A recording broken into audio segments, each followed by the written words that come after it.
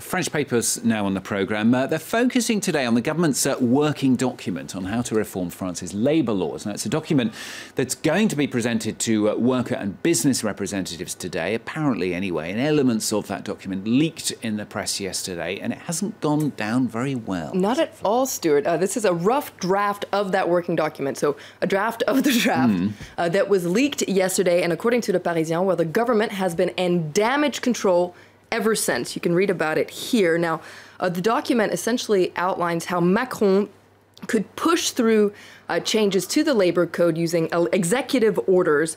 Now, the government has backpedaled, saying currently it's not really going down that track anymore. This was just a draft. OK, just a draft, apparently. According to several analysts, though, it is just the beginning of what's going on to be a bit of fight, really, over labour reform.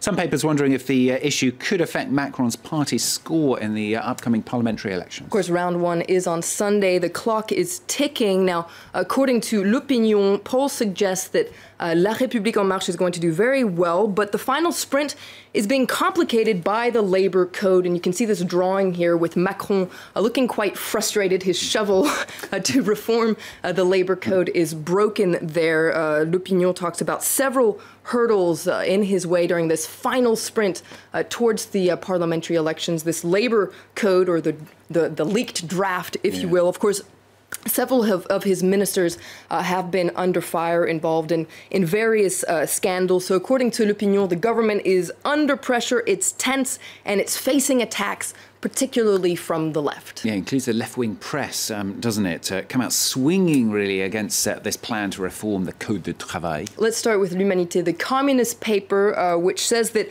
these executive orders will allow businesses to fire workers without any shackles. Essentially, businesses will be free to do whatever they want. And the people you can see on the photo there, of course, the president, Emmanuel Macron, but also Pierre Gattaz. He's the head of France's biggest union of business representatives. And according to L'Humanité, the communist paper, he's the one who's really going to benefit the most from these upcoming reforms to the labor code. Now, this is a feeling that's echoed by the left in general. And L'Obs has kind of rounded up a bunch of reactions from the left, essentially summing it up by saying that the left says that all this is going to be a step backwards socially. Essentially, for instance, you have Jean-Luc Mélenchon from the France Insoumise, the unsubmissive France movement, who says that all this is a declaration of social war.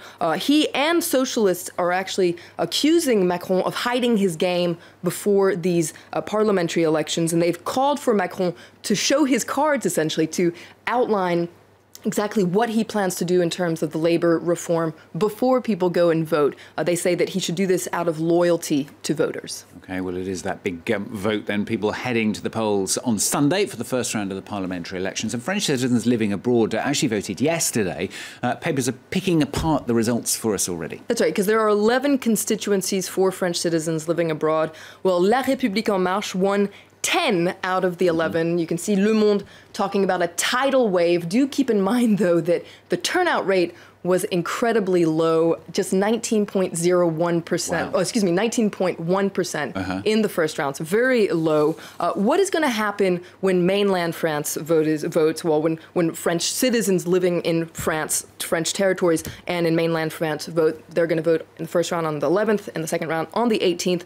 Well, you can see Libération here. They have a poll that suggests that Macron's party will win enough seats to have not only a majority, but a comfortable majority in Parliament. No power sharing for La République En Marche. And you can see they're talking about la machine à gagner. Macron is really at the head of a winning machine that's going to do very well in the parliamentary elections, according to their poll.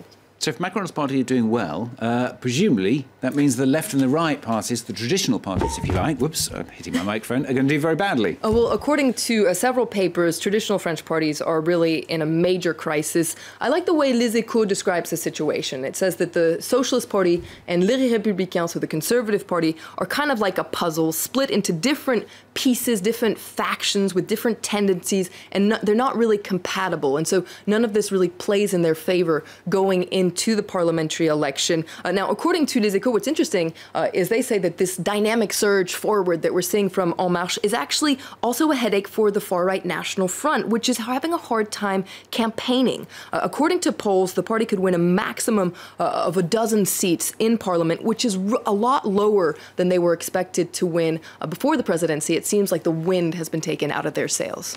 And for political parties, big incentive to having a maximum number of candidates elected to Parliament. It's not just about weighing in on policy making. That's right. There's a major financial incentive, and this is something that's very particular to France, and you can see it here on the front page of Aujourd'hui en France, Le Parisien. Your vote is money, because French political parties do get money from private donations, party members, but the bulk of their funds comes from the state, and that largely depends on the results that they get in the first round of the parliamentary election. The number crunching is a little complicated, but for each vote, they get about €1.50, and for each MP elected, they get about 37,000 euros a year. It adds up really quickly, so your vote is money. Is money. All right, thank you very much, Flo. Flo with Villemot with the French papers on France 24. Next.